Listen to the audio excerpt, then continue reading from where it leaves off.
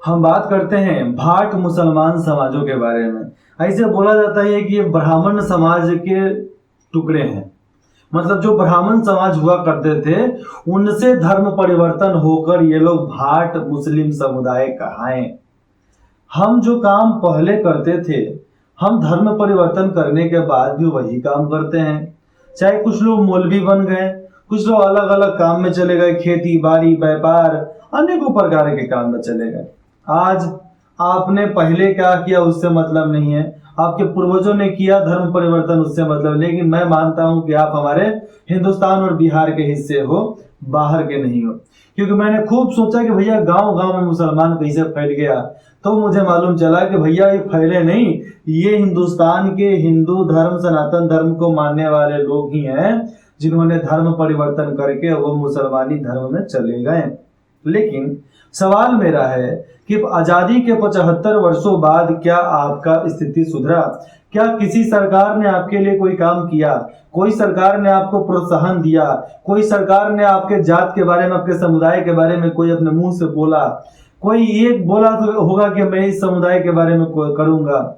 जातीय जनगणना कराना, चाहे एक आंकड़ा बनवाना, ये कोई बड़ी भारी बात नहीं हो जाती है। ये सब नॉर्मल बातें हैं, लेकिन नॉर्मल बातों में भी हमें जरूरत होती है कि अपने आप को, अपने तथ्य को पहचाने। क्योंकि हम अपने तथ्य को नहीं पहचानेंगे, हम अपने आप को नहीं पहचानेंगे तो हम क्या करेंगे? हम बेहतर शिक्षा, स्वास्थ्य और रोजगार के नहीं लड़ेंगे तो हम कब लड़ेंगे, क्या करेंगे? मैं हर्षवर्धन बिहार, मैं आपका साथ, आपका समर्थन चाहता हूं कि मैं अपने बिहार और आपके समुदाय के लोगों के बारे में, चाहे अपने बिहार के लोगों के बारे में, जितने भी समुदाय हैं, मैं सब किसी के लिए बेहतर शिक्षा व्यवस्था कर सकूं, बेहतर रोजगार व्यवस्था, बेहतर स्वास्थ्य व्यवस्था कर सकूं। ऐसा नहीं कि ये सब केवल बोलने के, पेपर पर रहने वाली बात हो जाती है। हमारी बातें कोई ऐरू गैरू नेतागण नहीं बोल रहे हैं कि भैया कुछ भी। मैं काम पेट भरने का करता हूँ, पेटी भरने का काम नहीं करता हूँ। मेरा काम 30-40 हजार, 50 हजार, 60 हजार मैं कमाता तो अभी तक लाख रुपए तक कमाता ना, तो लाख रुपए में मेरा बढ़िया से गुजारा चल जाता।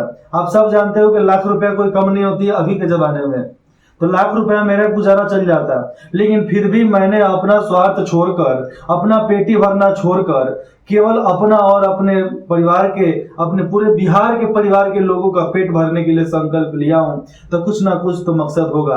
आप जातिवाद, संप्रदायवाद को छोड़कर, उसको पूरे तरीके से नकार कर आप हमारा समर्थन कीजिए। आप हमारा समर्थन इसलिए कीजिए कि हम अपने शिक्षा व्यवस्था, हम अपने समाज व्यवस्था, स्वास्थ्य व्यवस्था, रोजगार व्यवस्था को हम बदल सके, हम अपने कला संस्कृति को ठीक तरीके से आजमा सके, काबू कर सके, और अपने जिंदगी को, अपने बच्चों के जिंदगी को, अपने आने वाले बच्चों के बेहतर भविष्य को हम एक सुदृढ़, एक संकल्प के साथ एक रास्ता दिखा सके कि हम भैया ये किए थे। और तुम्हारा धर्म बनता है कि भारत के धर्म के अनुसार अपना काम करते रहो और अपने राज्य के लिए, देश के भलाई के लिए आप करो, किसी भी बहकावे में फंसो नहीं।